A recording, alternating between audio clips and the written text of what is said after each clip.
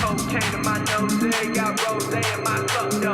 Started climbing my phone, she got me locked in on cup though. Cocaine in my nose, got rose in my cup though. Started climbing my phone, she got me locked in on cup though.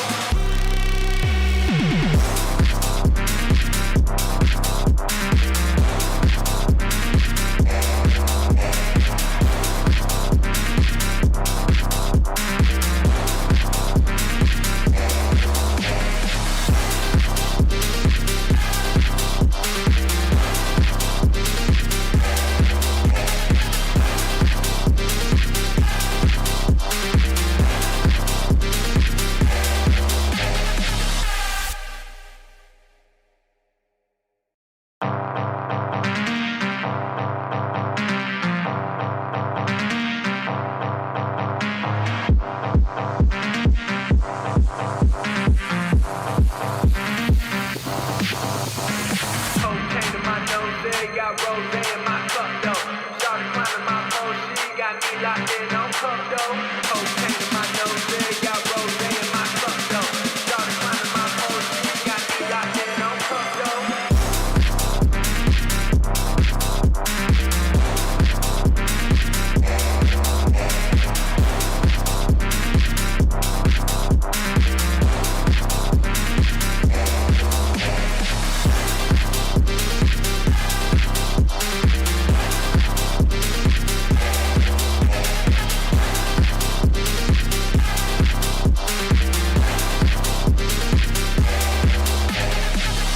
my phone, she got me locked in on cup though.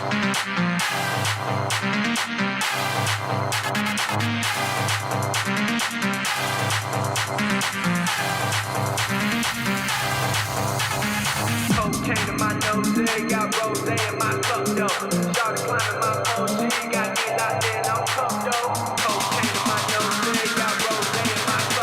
my cup though. Started climbing my phone, she got me locked in on cup though. Cocaine in my nose, got rose in my cup though. Started climbing my phone, she got me locked in on cup though.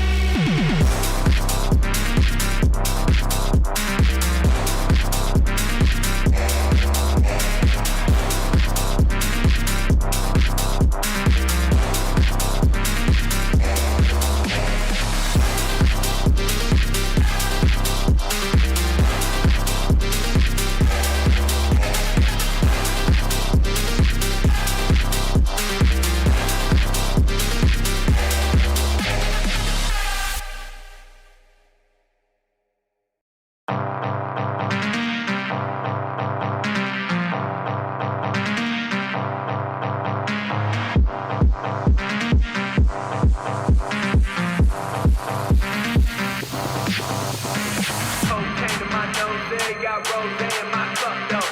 Started climbing my phone, she got me locked in on cup though. Cocaine in my nose, got rose in my cup though. Started climbing my phone, she got me locked in on cup though.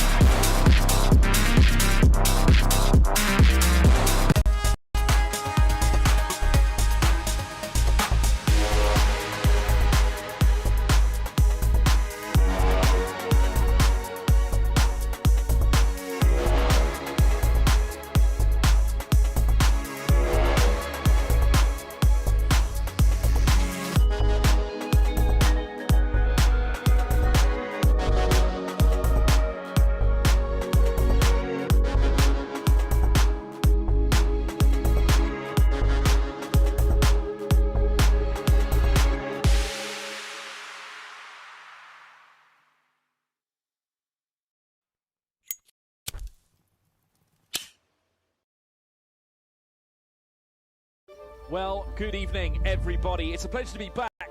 George Morgan here at your service. It's PSGL, it's Wednesday night, it's Spain tonight as well. Lots on the table, lots of battling. The title contest is still alive and kicking. And Jack, it's only taken us 10 rounds, we're on the 11th. It's all to play for. Podium goes on the inside and takes the lead on the final lap of the race. Now it's side by side between Podium and Warner, but Podium's got the inside. Literally a guest star. race. Cameron Dowd looking to take P2 in his very first PSGL F1 PC race. Incredible to say the least. You see their pivotal lead. 1.5 seconds. DRS is the name. Good evening, everybody, and a very warm welcome to PSGL Season 35, round number 7, as we take you on the Marina Bay circuit for the Singapore Grand Prix, the updated version, of course, where they got rid of some parts of the last sector, which I prefer in my opinion. One of my favourite tracks on the F1 game, but some drivers may beg to differ because it's quite long. My name is Jess Ford, and joining me once again is Mr. James Head. James, how you doing? I'm doing really, really well, Jess. Yeah, Singapore is going to be very interesting indeed in terms of the action, that new changed layout. Plenty of overtaking, plenty of action in F2 as well from a little bit earlier on. This could be a very, very good race. Let's see how the drivers get on. Yes, let's hope though, James, that they don't go free wide in towards turn number 7, because we know how chaotic that was in PSF2. So PSF1 drivers, let's hope they learn. But the story from last week around Monza was that Cameron Dowd took his first PSF1 win, which was absolutely insane to see. He's now got 19 points to his name in a 12th position. And to be honest, he's finding his form back again. He's trying to get his way back up into the championship. We've seen zero to hero stories before, and he just delivered last week. Yeah, he really did. Cameron Dowd's fantastic stuff out on track. He drove like a really astute, class driver. Obviously, it was tight between him and Kazizel towards the end of the race. Kazizel, of course, picking up second position. He's moved into fourth, of course, in the championship after that race. Gilles picking up his first podium finish in PSGL since his return, since his glory days back in the day. And I think I mentioned it to the young guard against the protagonist against the old guard or something like that in commentary last week. And that's exactly how it was for the top 3. What did that do to the championship? Well, Urpex, still with no points last week at Monza, still leads the championship, but it's only 5 points. Aurelian, who's having wheel issues, is there in second on 38. Max Gore's partner there in third on 34. Then Kazizel fourth on 31. Ben's a fifth on 25, along with Nando on 25. My favourite to win here tonight. Volokongan and Marcados on 24. Then Louis Valentin and Jeroen rounding off the top 10. Louis Valentin, of course, having that next ban. He's not showing. Tim replacing him here tonight. And to run through as well the stewards report very quickly before we do get underway. 1 5-second penalty added to Jeroen's time. Doesn't affect where he finished overall. 2 license points, and that was because of... And he also picked up a... Actually, there's 2 parts to this. 2 license points for Jeroen, 5 seconds added for his final time, and that was for causing a collision. Jeroen braked too late into turn 1 and rear-ended Marlon. Francesco, in that incident for part B, also got a warning and a license point, and that was for causing a collision. Francesco was also seen braking too late in turn 1 and hitting another driver, forced them to cut turn 2 in the process. So, first time I think I've seen a stewards report having 2 parts to it. Yeah, and luckily no much compared to Las Vegas, for example, and the race before that as well. It was a clean Monza race, which I have to say. I was quite shocked that it wasn't as chaotic as that. I was dreading going into that Monza race that we were going to have these type of incidents, but it was generally quite clean going into turn number 1 as well, which shows the high caliber drivers we've got this season. The driving standards, I have to say, James, has been a lot better than last season, probably because of the new game, of course, and maybe the handling model is a lot better as well, and they're just getting more used to it as the game cycle goes on. So a lot better from the drivers, of course, and we're about to get underway for another night race of the season, and you probably can't see it at the moment, and James is absolutely delighted in the camera and the commentary box. It is raining in Singapore. And it's full wet as well, which is going to be very interesting for the drivers out on track. My reaction, I think, says it all. That's going to go on out of context F1 a little bit later on. Do it. But it's good news for very, very good drivers out on track, like your likes of Benza, potentially, who could be up there. Coming down strong in the wet. Just looking through the field, Nando, one of my favourites for pole position, if I haven't mentioned that already. He likes the wet around here because he won elsewhere in the wet around here. Aurelian, going to be interesting to see if he's got his problems fixed. Urpek as well. Plenty to be had out on track. Barak there coming in the chat. KK for the win. Nando, big favourite. Yeah, Nando is definitely a big favourite coming into tonight. And the Bard Tsunami saying, hello, how is everything? And how are you guys as commentators doing? We are doing very, very well. Hope you're enjoying the stream so far. We have got the drivers, though, about to get out on track first of all. And I think there's an AlphaTauri of OP Benza coming out the pit lane first. Yes, it is Benza going out of the pit lane first as I just get the scene ready. And look at how treacherous these conditions are. I mean, it's the longest circuit. It tests the driver's endurance and skill, as I was pointing out earlier on in my tweet or post, because it's not called tweet anymore. As you can see, Benza is showing why you could possibly do rallying around in these wet conditions other than Formula 1. But an interesting fact about this track was one of two new street tracks introduced as part of the 2008 F1 season. And then when Valencia was ditched from the calendar after the 2012 event, Marina Bay Circuit Singapore remained on the calendar instead of Valencia, and a lot of drivers like it. And of course Herman Tilke designed it, like he's done most Formula 1 tracks on this game as well. One of the most compelling elements of the track was the Singapore sling, the Anderson Bridge as well, as bend is going on at the moment. Turn 10 was a bit more narrow back in the day as well. In 2009 there was a few changes where the curbing was reduced so the corner become less of a challenge, but we saw the likes of Adrian Suto and Kobayashi fell victim to that in recent years as well, so that was quite challenging as well. And we also got some PSGL stats as well. Last time we were here, season 33, Max took victory from Marlon in second and Nando in third, so you could possibly see why James has picked Nando as one of his picks for the win, and Marlon as well, who Marlon was the one who did a really bold strategy and went on to finish second. I think he stayed on one tyre for a very long time. Matthew Older won here as well. Mish won here in season 28. Time and Shoots won in season 27. Louis Welsh, season 24. And the list goes on. James, take us through on board a lap with Benza.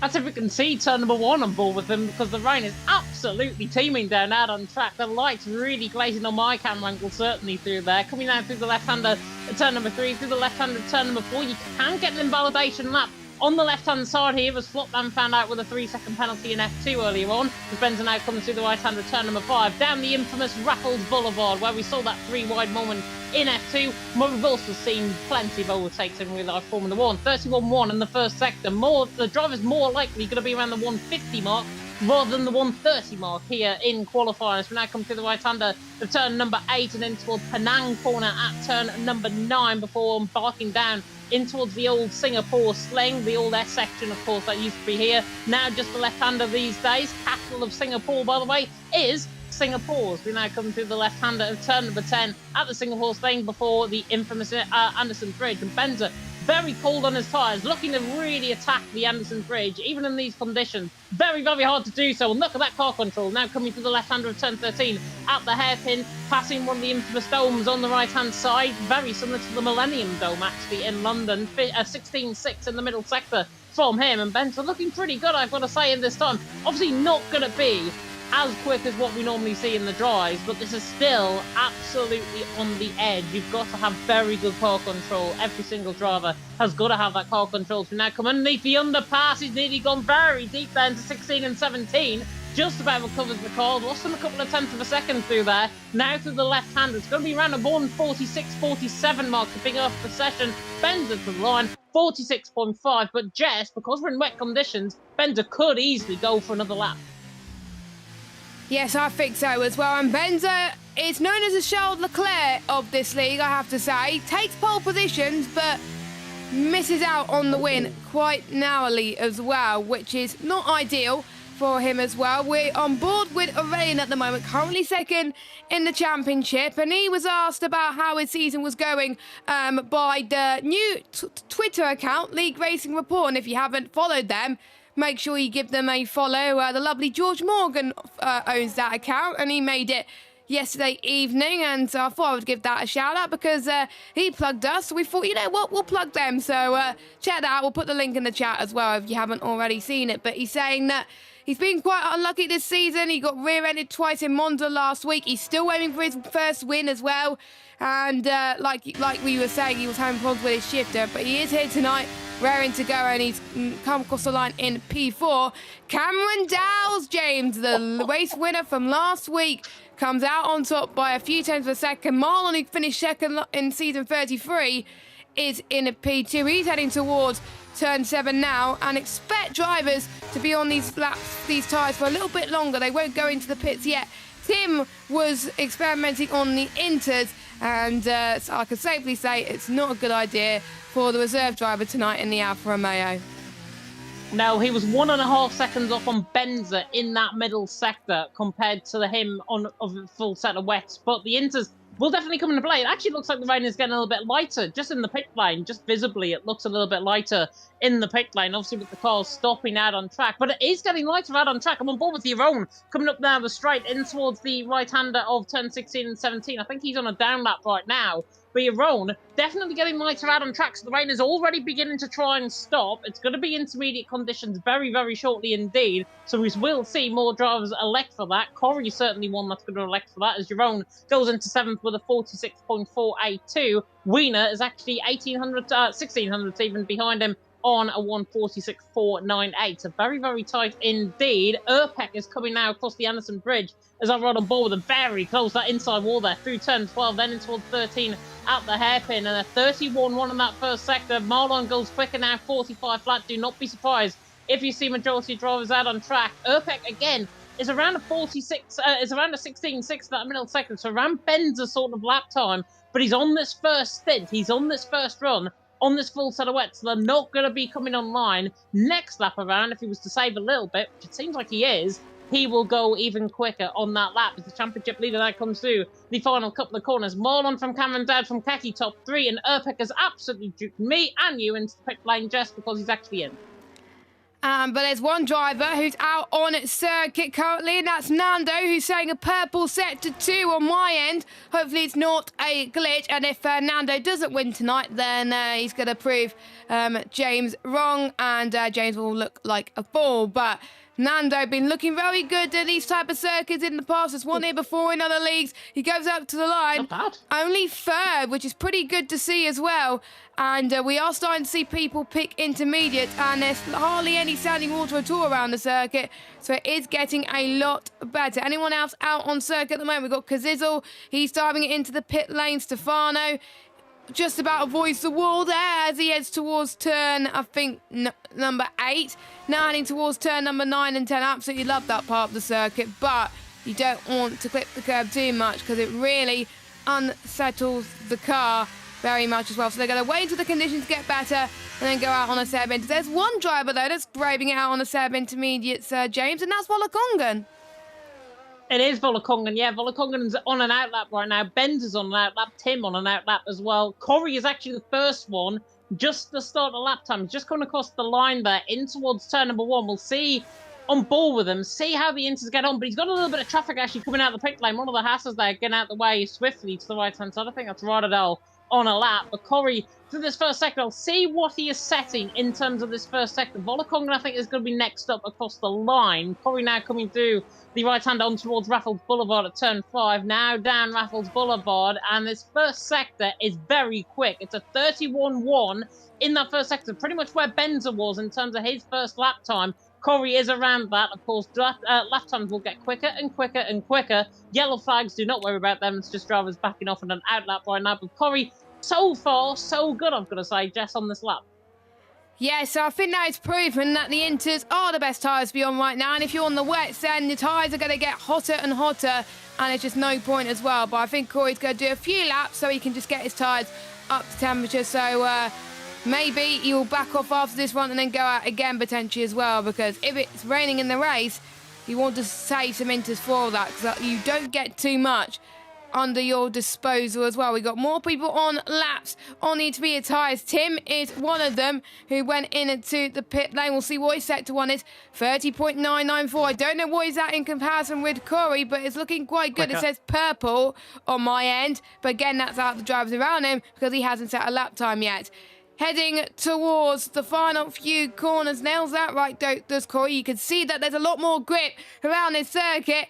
Up to the line he goes. The old the driver from PC, but was PS at one point, goes second fastest, but it's Jeroen on wet. Still managing to go faster with a 44.6. I think there's still time in him if he went on the intermediate tyres.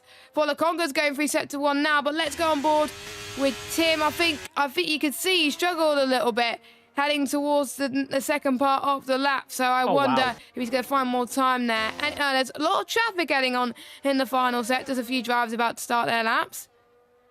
Yeah, definitely. So Tim, though, was up in the middle sector. He's got to go pole, even if he hits the wall, coming out of turn 16, 17. I hope that's not a commentator's curse incoming, but Tim looking very, very good. Oh, nearly hit the wall. Goodness me, that was almost a commentator's curse. Comes to the left-hander. It's got to be pole. He's going to go out on top of your own. And a 43.5. Yeah, he could have made a mistake. He could have even lost his front wing through that final corner. I think he still would have been quicker on a lap. Jeroen there in second. He's still sticking out there at the minute on a set of wet compounder tyres. So he's out of sync compared to everyone else. Volakonga in the middle sectors. Benza goes quickest, 42.3. But Volakonga is 2.6 seconds up in that middle sector. Purple out of everyone through that middle sector. We'll see what the Shazoo man can do. He has got a little bit of traffic. It's an Alfa Romeo getting out of the way to the right-hand side. Now I think that's Tim, I think.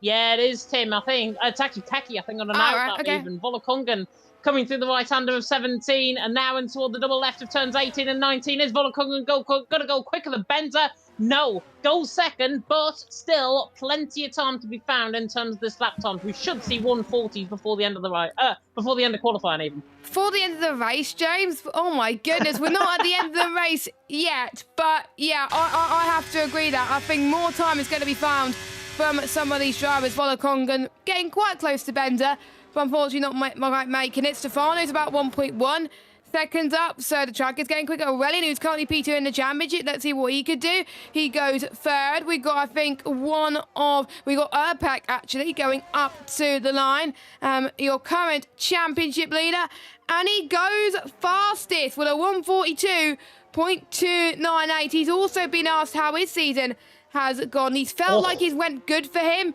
because he's managing to score points, even though it may not be good points in some races. He got a podium in one race and one, I think, in round two. He wasn't too optimistic going into it, and he felt like the calendar didn't suit him. But I think going into the rest of the season, he's got a new lease of life because he knows that he can handle tracks which may not suit his style and taste at the moment. And he thinks he could challenge the likes of Aurelian and have a really, really good fight with him, which was really, really interesting to see. Nice to see that he's adapting to the tracks that he may not be too confident in as well. And he's having a really good debut season in the top tier.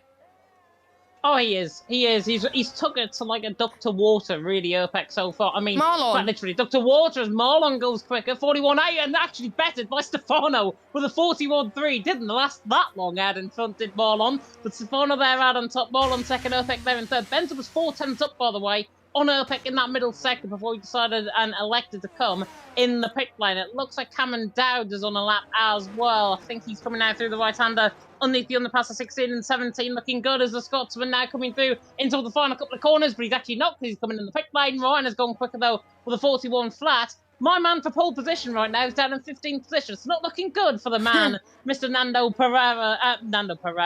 Moreira, I should say, in 15th position right now. He did win a race, though, the last 2 nights, so hopefully Nando's got that form coming into tonight, and let's see what the Portuguese man can do. I'll follow him through the first sector, see what he's like compared to everyone else, but it could be the case, Jess, where last across the line gets pole position. So whoever's last out on track has got a fair crack at getting pole position. That is a really good statement, I would say, for the drivers. I wonder if any of the drivers will be listening to the stream there. But it's time to get your thoughts in the chat. James will be looking at the chat for me to see what your views are of this qualifying session. Who do you think is going to get pole position? Let us know in the live chat. And who are you rooting for as well? We are watching Nando, 1.6 seconds. Your man is doing very, very well at the moment. Of course, we show impartiality, but James likes to beat me in terms of predictions. He likes to beat me across everything, not gonna lie. I'm not surprised at the moment, as Marlon goes fastest again with a 140.899.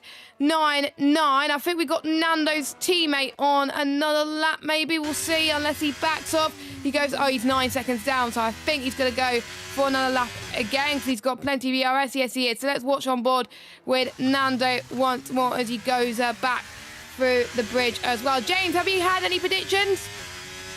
Nothing came through just yet. Nando, though, 3.9 seconds up in the middle sector. Purple again, and that's even with Ryan going quicker. So Nando flying, and I think he made a mistake, if I'm not mistaken, through the final sector as well. I was having a look at his POV, seeing how he gets on. Nando, though, coming in toward the right-hander of the underpass, coming through 16 and then through the left-hander turn number 17. He could go now with his hands, with a handstand in the bottom of the car, and he'll still go quicker. Now coming through the final corner, Nando on the run line. Does he go quicker than Ryan? Just 40.3. If that wasn't quicker, I would have eaten my own hat, quite literally. Nando out on top, though, Ryan in second. Marlon there in third. Drivers on the lap as well, including VSL's Corey, 30.2 in the first sector. So he's actually down on Nando through that first sector, and down again on Nando in the middle sector. 13.8 in the middle sector. It was a 112.9, I think it was, for Nando. So Corey is down in the middle sector, but he is improving. He is improving, so he's going to see if he can try and climb his way up from 15th position. The only man, by the way, who has to set a lap time is Kazizzle, and we do know Kazizzle likes to set a lap at the very end, so watch out for him. Don't count him out. I think I'm going to make a bold prediction. I think Kazizzle's going to get pole. So, even though he's last at the moment, you think, Jess, why do you think he's going to get pole? He always likes to set laps at the very end and do well. As Corey sets his lap into P7. Oh, that is our first blocking. I thought we weren't going to get any, but look at that traffic in the final set. You can see on the mini-map right behind. Wiener picks up 2 Grace plays grid penalties, but luckily he won't get carried over anyway. There's no PSGL stream without them. Tim on a lap, Tom on a lap, and he starts set to 1. But let's watch Tim. Nando is improving as well, but let's go on board with Tim first, and then we'll go to Nando as he tries to make his way through the traffic. He does that very well. Almost an invalidation up to the line. Only 6th fastest, but let's watch our provisional pole man as he heads towards the final few corners. Beautiful. He looks very confident going into that last few corners, more than the last lap, actually. So I think it's going to be in the 140.2. So only a slight improvement, but still, he even beaten his own lap time, which is impressive. We've got Aurelian on a lap as well. He's the next man to cross the line. I'm thinking if there's any more in the chat. He is up as well. And, yeah, it shall be interesting to see how that goes on. I think the next one to cross the line in a minute will be, it's not Peck, I think it's one of the Alpines, that is Corey. Aurelian. So it will be Corey, then it will be, no, it will be Aurelian, then it'll be Corey. Yeah, here comes Aurelian. Actually, the Frenchman now on the run to the line. Has Nando done enough for 40.2? I think he has for now. Aurelian goes 4th. 40.681. Marlon was finding time in that first sector as well. I think he's going to be one of the next to come across the line. Corey, as you mentioned, is 5 tenths up, so Corey could actually land this. Coming to the line, goes 8th position, 41.330. Still a respectful improvement. Marlon's only 2 tenths up, so he's not doing enough, but he is on par with Nando in the middle sector. So if he finds time in this final sector, Marlon could be looking at pole position. Stefano is down on the lap time as well, but he improves a 10.5. Does Nando go out on top? You're on there, 15th position. Cameron Dowd's there, with Tom going 7th. Cameron Dowd's is going to be one of the next to come across the line as well. See what Marlon's doing. 4th for Marlon right now. Anybody else improving? Cameron Dowd goes quickest. Urpek, though, is going to absolutely obliterate them, it seems. Urpek now through the final corner on the run to the line. Does he go quicker? No, well off in the end. 8th position, 9th now with Benza going quicker. Somebody's just gone up. Pecky has gone 3rd. Very good lap time from him. Rotterdam to the line. Absolute frantic end to that session. Nando, I think, because of the time that he had, and because of the lack of time that he had, he couldn't really get another run in. That's why he's not on pole position. It is Cameron Dowd out on top. 7,000ths of a second. You cannot get any closer than that. Nando there in second, Keki there in third, Stefano there in fourth. Good job, the other Stefano was not alongside him in the third row of the grid. Markador's in fifth. Molan in sixth, Ryan there in seventh. A whole host of Germans there with a rally in an eighth, Benzer and ninth. And Erpek, championship leader, rounding off the top 10. And Tim in 11th, Volakongan 12th, Kazizel there in 13th, Stefano there in 14th. Tom there in 15th. He was 7th, I think, at one stage before everyone came in with their laps. Ryder in 16th. A second covering the top 16. It's not actually that bad. Curry there in 17th. And Francesco 18th. Winner there in 19th. And Euro not getting a lap time in out of sync compared to everyone else at the bottom end of the field. But Cameron Dowd's just out on top from Nando in second. Nearly. Yes, indeed. We'll see how he does in the race. But before we go to the main action, let's have a quick word from our title sponsor, GT Omega. We'll see you in 30 seconds.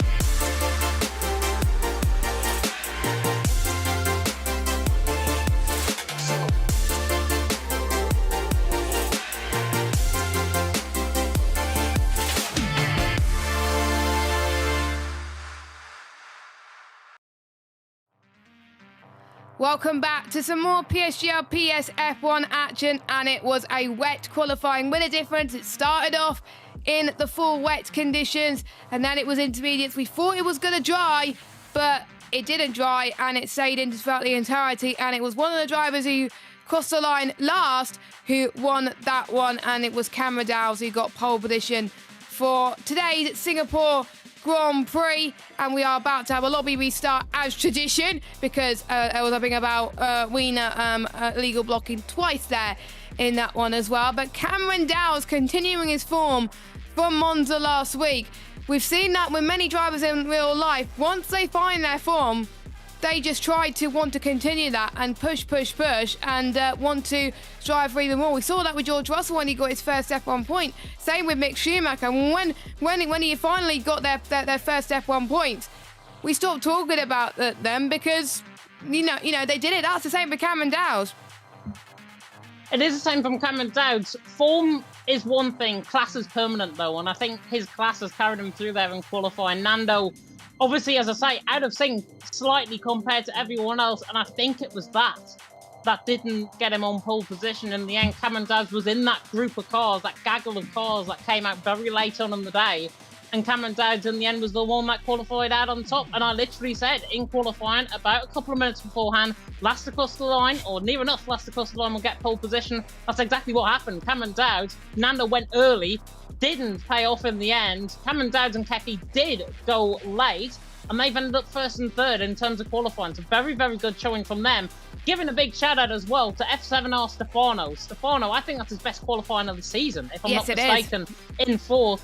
Fantastic effort from the Aston Martin, clearly loving the wet conditions, but one bit of qualifying is different to the other, to the race, of course, that is. And it looks like, judging by what we saw just at the start of the lobby, when, of course, we're getting refreshed and everything, it looks like there's going to be a dry start to the race. So at least they're going to be starting on the dry compounded tyre.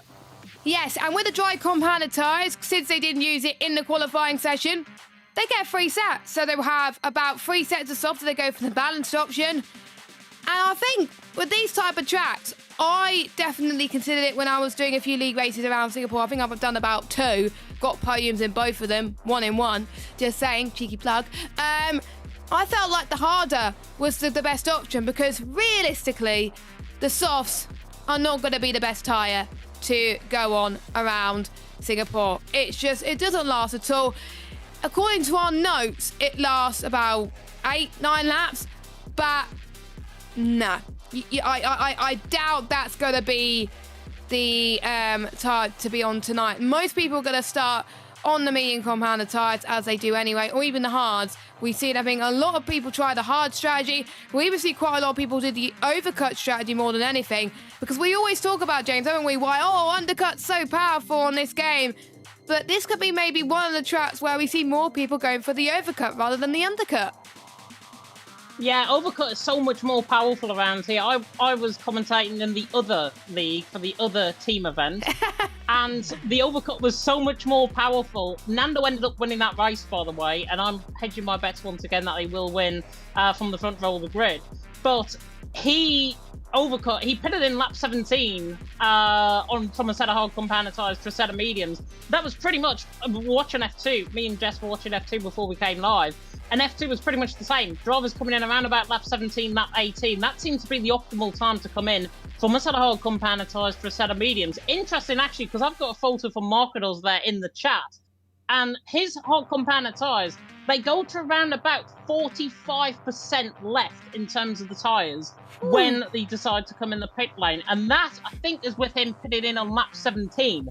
Then onto a set of medium compound tyres, it's just less than 50% wear on that set of mediums towards the back end of the race. So that is why you prioritise the overcut, prioritise the mediums. Two-stop strategy, by the way, around here. Not that it's ever going to happen. Mediums, softs, potentially the ones to go for. Soft compound tyres jump off at about a 9% average rate around this track. So definitely going to be interesting to see. And also interesting to see, also for Markedos' screen, apparently there's a rain cloud at the end of the race. Ooh, interesting. We haven't seen that much changeable conditions in this season. We haven't seen much rain this season, and it has to come in Singapore, one of the longest tracks in terms of time on the calendar. Guys, I hope you have your water on you, especially us two in the commentary box, because we are definitely going to need it. We are just waiting, by the way, for the lobby to get underway. Ryan is going to be setting up the grid. Everyone has made their way to the lobby as quick as lightning, as it were. So thank you very much to all the drivers for that one as well. Just a quick reminder of what you can expect throughout the week. We got Tuesday, the GT7 League will be racing around France. I can't remember what track it is on the top of my head around France, but it is going to be around there. It's around 8 o'clock UK time. And on Wednesday, we got the final race of the E-Series. And I did make a note about what track it is, because I keep forgetting every week when I plug E-Series to what track it was. So I did my research. It is Saudi Arabia is the final E-Series race with Nathan Richards and not Joshua Birch. Unfortunately, he's unwell. GM, who's going to be taking you through the action on that one around Jeddah, which I commentated over the weekend, and it's really fun. But no time like the present. It's time to get underway with Singapore. It is time to get underway with Singapore. Lucas Pegg, by the way, in the chat saying, let's go Jess Games and big head chat. I didn't know I had a big head. It might be this receding hairline that I might have on the top of my head, as somebody pointed out about 2 weeks ago. But hopefully we could get underway very soon indeed. Judging by some of the comments that are coming through actually in the Discord, it looks as if we are going to have potentially a draw race. We're going to get started as well at 8:34, so around 2.5 minutes roughly until the lights will go green. So hopefully that is going to be good. Tom mentioned about goals of qualifying. I think that's in relation to Benza, if I'm not mistaken. The Charles Leclerc. Tom in the end. Yeah, the Charles Leclerc of qualifying. Tom also mentioning that he's P15. Oh, he was mentioning himself saying the goal to qualifying, and he was P15 in the end. So yeah, I can't really take goal of qualifying and P15. It's more like me and my D4 horns. But the less we say about that, the better, I think. But we are going to get racing very soon indeed. Judging by what the weather has been put as, it looks like it is going to be a relatively dry race. As I say, that threat of rain at the end of the race could be there if it has been put in the custom weather. It could be the case, though, where, remember, in Las Vegas, which you weren't here for, Jess, but Las Vegas, in terms of the weather, it's one of those where, obviously, the wet compound tyres right at the end of the race, the wet compound tyres didn't actually come, and the rain only come final 2 laps of the race. So it could be the case where we get spots of rain out on the final 2 laps, and it's absolutely biblical in terms of the rain portion. Yeah, I think the only chance that there could be rain that could affect the race will potentially be, I think, if there were safety cars. But with this grid, there's hardly been that much safety cars this season. I think the only exception, Las Vegas, of course, very tricky circuit. Whereas Singapore, probably a lot easier than previous games in terms of handling, but it's going to test the driver's skill, endurance, and maybe even mental capacity as well. They're going to be in their cockpit for quite a long time, navigating a really different circuit compared to the other ones on the calendar. And it is a street circuit, so it is going to, I think, test everyone's mind, including us in the commentary box. But before we head to the main action, plug to our sponsors, GTM Mega, 5% off all GTM Mega products by using the code PSGL at checkout. Plus, GTM Mega are doing something very special. James, they're doing something for Christmas, aren't they? They are indeed. Festive sale is currently on as well. So if you want to get a late Christmas present for anyone, now is the time. I think they've got 6 of their most popular items on for less than £250. So Wow. ask your parents nicely if you're underage and if you can't afford it yourself. Let's see how that goes, and hopefully you can get a late Christmas present as a result. But hopefully the action is about to start very much out on track. Let's hope we can see some really good action out on track, and let's hope an early Christmas present is well and truly needed. Yes, an early Christmas present for us will be a good race as we are about to get underway. The 5 red lights are on, and it is go, go, go for the final time in 2023. Let's see who gets a good start. Cameron Dowles pulls the inside of turn number 1 very nicely. We got one of the Alfa Romeos trying to go down the inside of Nando, but couldn't quite do it as well. We got some more action in the background. Tim trying to go around the outside in towards turn number 3. We got Marcados making his way through. Marlon up into 5th place as well. All clean so far, but I think turn number 7 could be the test for these drivers, as Keke doing very well in 3rd, but it's Cameron Dowles from Nando, from Keke, from Stefano, who's dropped 1 place. Marcados in 5th, Marlon in 6th. Then we got Ryan, Aurelian, Benza, and Tim, your top 10. As Tim trying to pull to the right-hand side in towards the end of the first set, and now the start of the second set, but couldn't quite do it. But very clean start for Singapore. I'm very, very impressed. Yeah, very, very clean start. I think Francesco, Jeroen and Corey might have got caught up in an incident coming through turn number 8. But apart from that, I think everyone is clean through it. Actually, I think a spy, Jeroen has got left side end plate damage. But I think he's the only one in that field on a set. Yeah, he has got left side end plate damage. He's the only one that's actually got damage. Throughout the field, as soon as I say that, Stefano has spun coming through the hairpin. It looks like Tom has spun coming through the hairpin there as well. Not sure if there was a little bit of contact there. Cameron Dad's still leading the way towards the end of lap 1. Nando in 2nd, Keke in 3rd. Stefano will be the interesting one. He's the only driver on a set of medium compound tyres, so clearly feeling he's got the pace on that set of mediums and then can perform the undercut. Has he read the script though? Because the undercut is not more powerful than the overcut around here, and it's the overcut you want to be on. As Stefano now attacks Keke in towards turn number 1. Is he going to get the job done on the fin? Yes, he does. The F7 man through and he's into 3rd, just about getting the car stopped, but he is through and he's into 3rd. Unfortunately, the camera angle didn't take it quite justice, unfortunately, which is very annoying. But great job on Stefano so far, as we got Ferrari 2-3, which is great to see. And we know that the constructors is important as well as the drivers in this league. A lot of them take it very, very seriously as well. Cameron Dowles has already put off a 1.1 second gap already over Nando.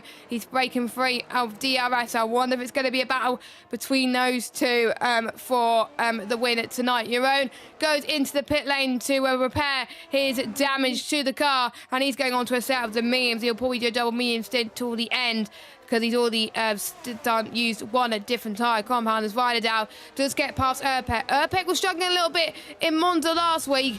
He doesn't seem to like this track, and it is definitely showing. Your championship leader at the moment not going to be scoring any points, and with the likes of Arayan in 8th, he's going to close in quite a bit, and I think it's 3 points for 8th place, so then the gap's going to be brought down to 2 points in the championship. But we will see other drivers close in as well, so you never know what's going to happen with them and who's going to be leading the championship in that front. So I'm a bit shocked to see Erpek down there, but this is a great chance now for Aurelian to close in. It's going to be tricky though, of course, because he does have shifter problems, but I think he's still doing all right considering the problems that he's had today. Yeah, definitely. So obviously he's going to be off the pace compared to everyone else in that regard, as well as was a mistake in the background. That was Erpek making the mistake. Coming to the left-hand with turn number 19. Just saw that in the background. Wiener's got through and he's into 14th. Erpek is not enjoying things out in front at all. He's there in 15th position. Had a dreadful start. Got overtaken around the outside by Volokongan at turn 8 on lap 1.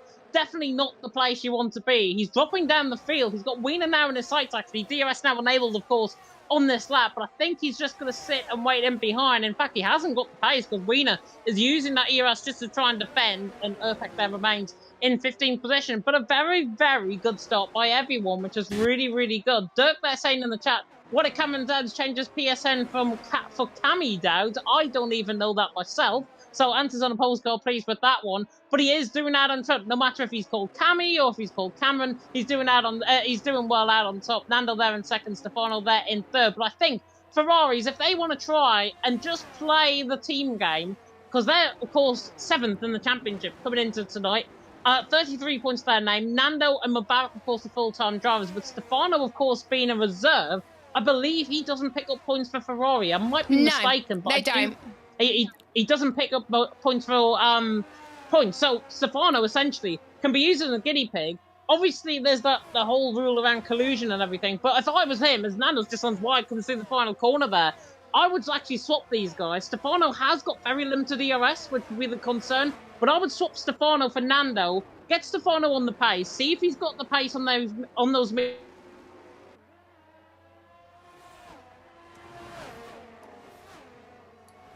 I think we lost James for a little bit. He's cut off a little bit, so hopefully he will join us very, very soon. I think it's his connection that he's lost at the moment. Meanwhile, Stefano trying to go for a move down the inside. I don't think there'll be much made at this stage. I think you cut off for us a little bit there, James. As Stefano makes his way up to P2. James, are you back?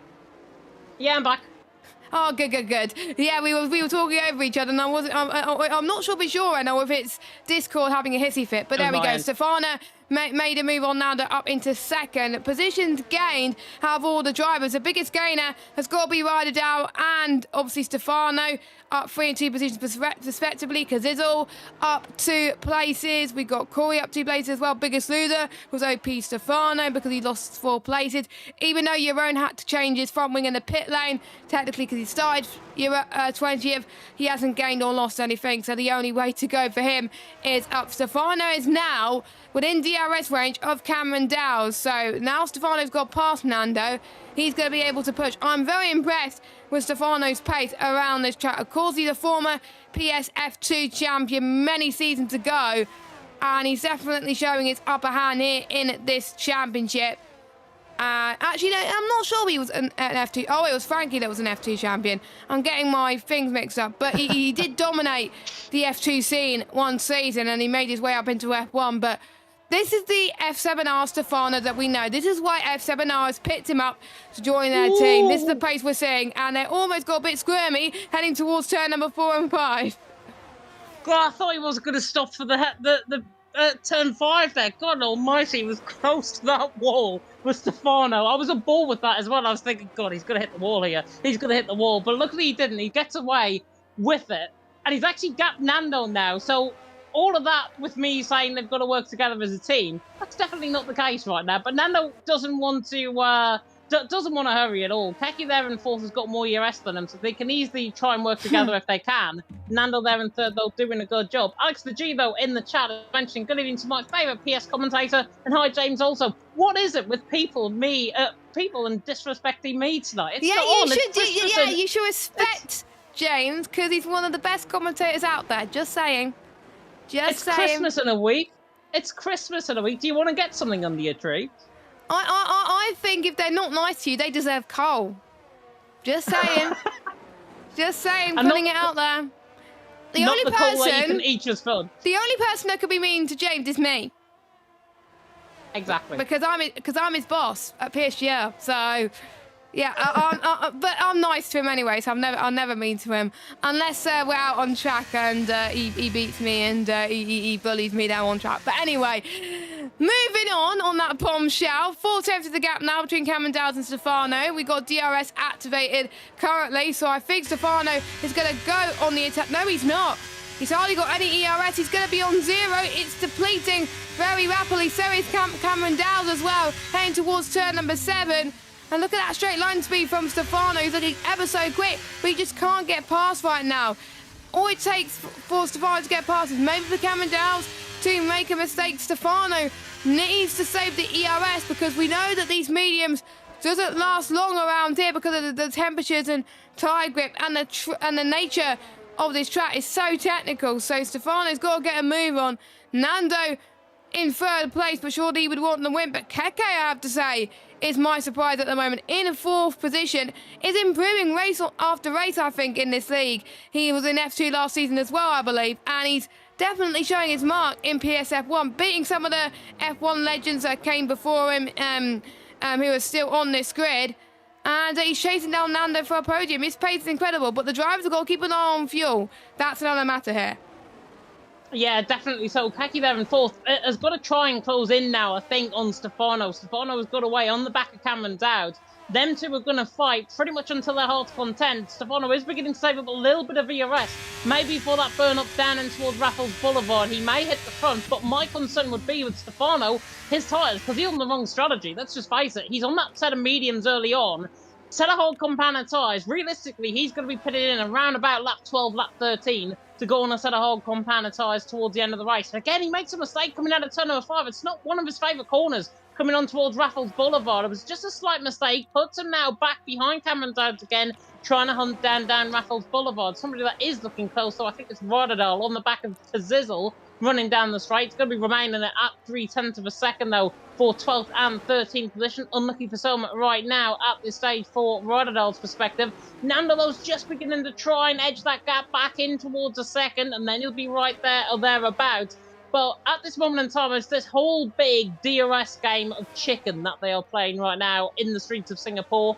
With that threat of rain towards the end of the race as well. Not sure if it's been put in, of course, in the custom weather, but if it has, then it's going to be interesting to see how the drivers react to any change in the weather conditions towards the end of the race. But for now, Cameron Dowd's leading the way, Stefano second, Nando in third, then Keki in fourth, Marcados in fifth, Marlon sixth, Ryan, Aurelian, Benza and Tim top 10. Then there's a bit of a gap actually to Volakongan in 11th, 2.4 seconds off the back of Tim. Then Kazizel in behind him with Rotterdam, Erpek and Tom top 15. Corey, Francesco, Stefano, Wiener, who's been in the pits, and Jeroen, who's also been in the pits. The 20 drivers out on track, myself and Jess Ball taking through the action here tonight.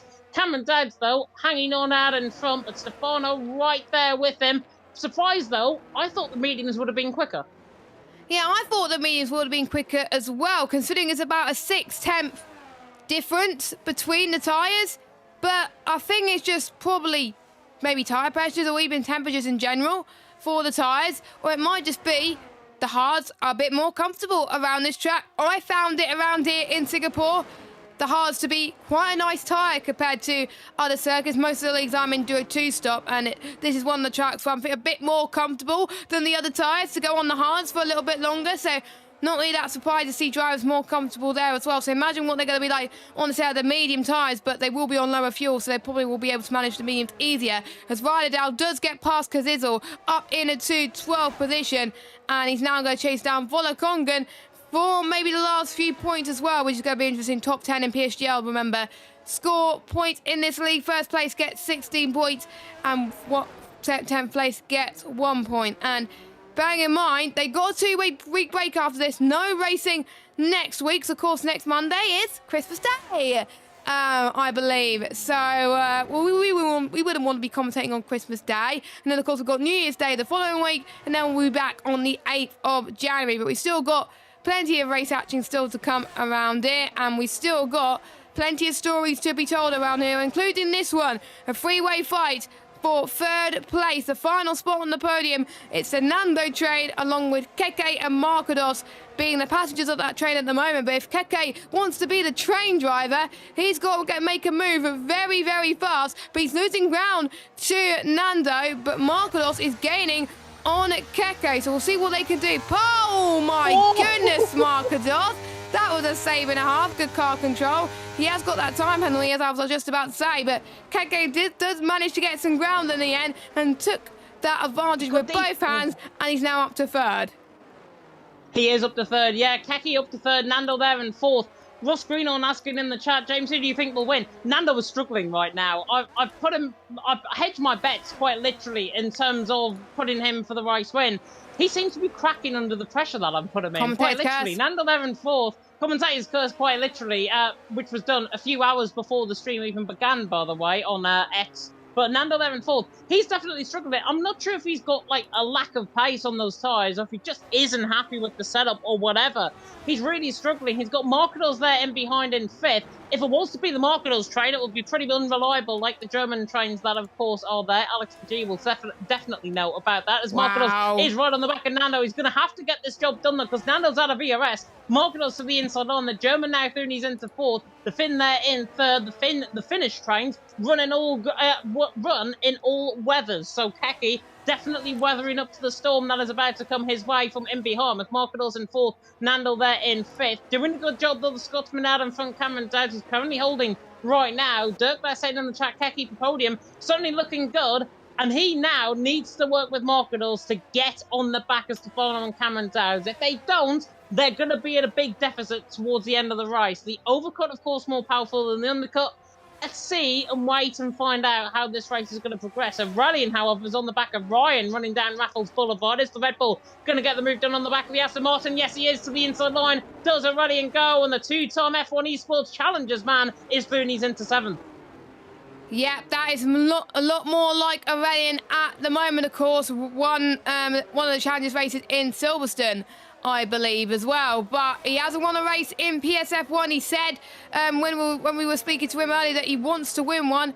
Could he win here? I doubt it, but you never say never. We didn't think the Marlon strategy in season 33 was going to work by staying on, I believe it was the hard tyres for a bit longer, but he did make it work. So he has proved everyone wrong in the past, so maybe those two could do it again right now. This is the point now where, from previous experience, the mediums do start to take a turn from the worst in terms of managing it. From my experience, anything past 20%, you've got to manage it really, really effectively. If you're in a 0 to 20% range of tyre wear, that's where you gain the most advantage. So that's what we'll see when people come in.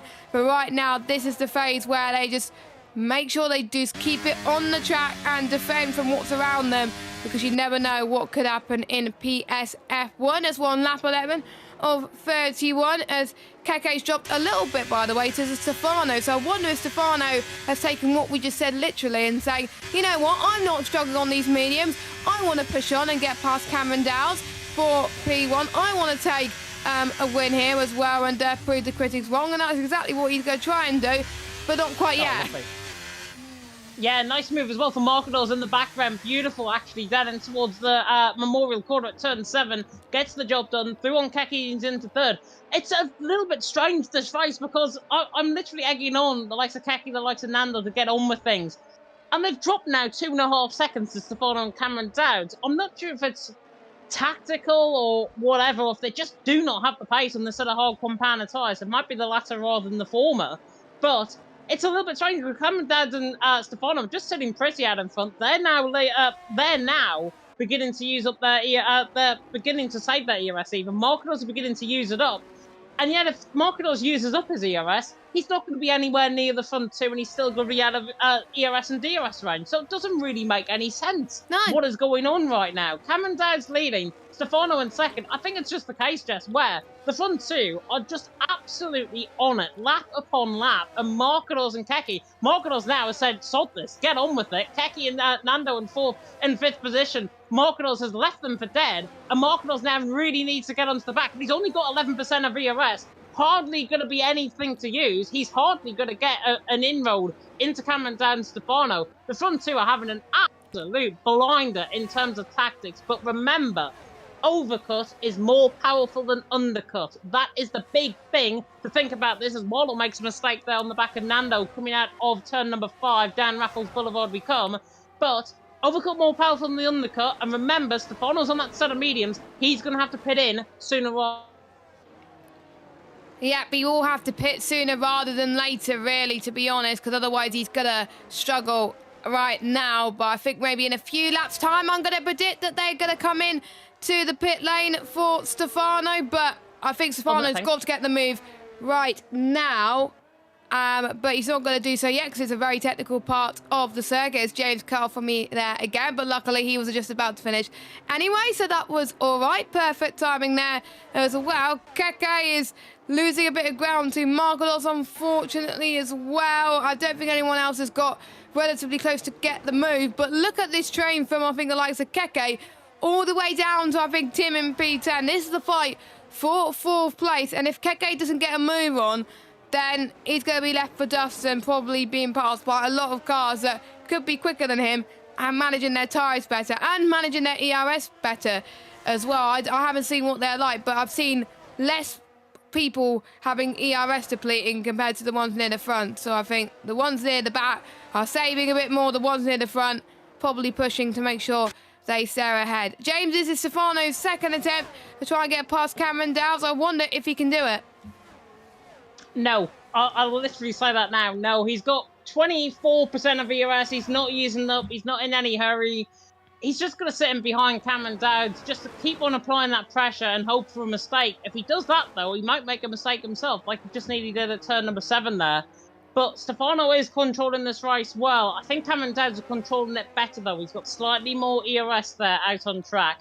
So we've got about 5% more, I think, at the minute. Stefano there is on 20%, Cameron Dowds on 29%. So it's actually going up a little bit for Cameron Dowds. He's managing this race better than Stefano in behind. And at the minute, Stefano doing a good job, but Marcado's beginning to close in. This set of hard compounder tyres now beginning to close in. That's why I think they probably saved a little bit for this part in the race. And again, Marlon in the background, making a slight mistake there. Rulling's on the back of him, running down the straight in towards turn 14. But Cameron Dowds leading, Stefano's second, Marcado's down third. Dirk saying in the chat, Rulling's got a box this lap or something. I potentially think so, but like in F2, first pit stop did not happen until lap 15, so that's where I'm making my bets on. Yes, I think if James knows about strategy, he knows about strategy. 9 times out of 10, we get it right, but I think there was a few tracks this season where they pitted a few laps early than intended, and we were kind of a bit shocked about it. So yeah, I think they probably had a bit of practice around Singapore. I think there's been many leagues for these drivers to have practiced Singapore anyway, so surely they would know which is the best one, and coming into this they would have done their homework, done a bit of research into the data, so they may try and pit a few laps later as well. I can't remember when they did it in F2 as Nando tries to go for a move on Keke. That's more like it for Nando. James is picked for the win, which is backfiring for James at the moment, which makes me, I think, smiling for me to win. Not for Nando, because I would hope Nando would score higher, but because James is getting his prediction wrong. So, yeah, to be honest, I haven't made a prediction, so he can't roast me. But anyway, we're about to get to the pit stop phase as well. And I think Cameron Dowd is just controlling his ERS management very, very well indeed. I'm just trying to pick off some drivers that are doing well in the background. Marlon doing well in 6th. Ryan in 8th place. Benza dropping off into 9th place. That's not what I'm expecting him to be. At the moment, he's caught up in traffic, unfortunately. Volakongan struggling a little bit. Peck struggling a little bit. Tom not finding his feet a little bit, but maybe in the next couple of races he'll be able to shine there as well. And of course, we had Wiener and Stefano had some issues earlier on in the race. We've got Marlon side by side with Keke. That was very, very tight. Goes off the track. Hopefully, he doesn't take anyone off in the process. That was very close. Nando stays ahead of Marlon in P4, but that could have been disaster and curtains if they were not careful. Undercut about to happen, by the way. Volakongan is into the pit lane. Rodadol also into the pit lane. So 2 drivers further down the field, further out of sync compared to everyone else. They weren't in the DRS train either. They have decided to bite the bullet, come in the pit lane. And look what lap it is, lap 15. So absolutely spot on in terms of the strategy call. Pretty much from my experience around here. As Aurelian's on the back of Keke now, and Keke is looking like an absolute sitting duck. Could belong in an ice bath right now, the way he's dropping down the field. But Aurelian there in 7th, doing a good job. The Frenchman on the back of him. Marlon, though, went so late on the brakes. I don't know how he got that car stopped just before the corner. He had to obviously cut the corner. But Marlon there in 5th. What I was about to say just before he went for the move is that he's got more ERS, much more ERS than the rest of the field around him. He's got 44%. Nando's on 17. Marlon is definitely the man to watch out for right now in this race in terms of the ERS usage and in terms of saving that up, because he is driving a very good race. I talked to him last week about his plans and about, obviously, how he's expecting to do in PSGL moving forward. It hasn't been the greatest season for Marlon. He admitted that himself, but he's just beginning to hit that form. Now, this is the form that he's beginning to hit. He's on the back of Nando. Not going to pressurise him this time around, but I would imagine Nando, Marlon, if they're smart, I think they're belonging in the pit lane this lap. Yeah, because of that traffic, they got to, because then they'll have some clear air. And speaking of that, James has got it right yet again. Marcados is in the pit lane. So, Marlon's in as well, but not as many coming to the pit lane as I thought. I thought they would have done the same and reacted to that. Maybe they're thinking potentially of that overcut strategy. So, Marcados is going on to a set of mediums, but don't forget, only Stefano was the only driver that pitted on to... Well, he started on the mediums, everyone else on the hards. So, Stefano, I think it's going to go on to the set of hards at the end. I'm a bit bewildered as to why Stefano hasn't come in yet, because he's going to be on the hards where everyone else is going to be on the mediums. But we have seen at the start how the hards just held off so well compared to the mediums. Maybe he's just using Cameron Dowd as just learning the track a bit more and seeing how the hards are going to perform towards the end of this race potentially. So this could be a very smart move for Stefano, that he might find the hards a little bit more confident, or maybe he's gambling for a safety car to go onto the soft tyres, but I doubt the soft's going to last that long as well. So I think whatever Cameron Dowd does, I think Stefano's going to follow suit. I think Stefano will be in this lap. I personally think Cameron Dowd should actually go a couple of more laps. I think he could go back to lap 17, maybe even to the end of lap 18, because he is so good on those tyres. He's so good on his ERS. The Scotsman is absolutely running rings around the field right now. Stefano there in second, I think, has got to come in. He's now losing the gap, but Cameron Dowd's actually is the first to come in. So Cameron Dowd's, interestingly, I thought he would have got at least another lap just to try and egg out those tyres a little bit longer and then to get on fresher mediums, and then Stefano would pit in. Nando, though, he's doing exactly the same strat as what he did in the other league, and he is going lap 17, possibly to the end of the pit stops, and then going on that set of mediums. And that set of mediums, by the way, that is where he belonged in that race as well around here in Singapore. If he didn't watch a certain team event, and you're not living, as Francesco's on the back of Corey, Tom on the back of Peck, of course, PSGL E-Series, just a full caveat into that, is on Wednesday. Jeddah, the season finale there, Ferrari Esports wrapping up the championship. Veloce Academy, though, that battle for second going to be very interesting indeed, as Tom setting his sights on Erpek, the championship leader, still yet to come in the pits along with Tom, Corey, Francesco. They could risk it for a set of soft compound tyres. However, Marlon and Stefano make contact. Stefano, that's a reset to track as well for Stefano. That is going to be him instantly in I didn't catch that. I saw that just for Marlon's end. Stefano's now going to go through on the back of Benza, gets the job done. But Stefano, that was a reset to track. That will be on his POV as well. That will be asked for by the stewards. And if he tries to say that wasn't a reset to track, then I must be blind.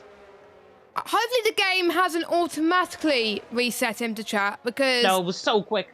It was so quick. Oh, okay, because I think the game gives like 5 seconds. Fair enough. So I think he'll probably get a penalty for that. And there were cars around him as well. That could have been, I think, disaster as well. And that is the danger of being caught up with this traffic. And look at the gap.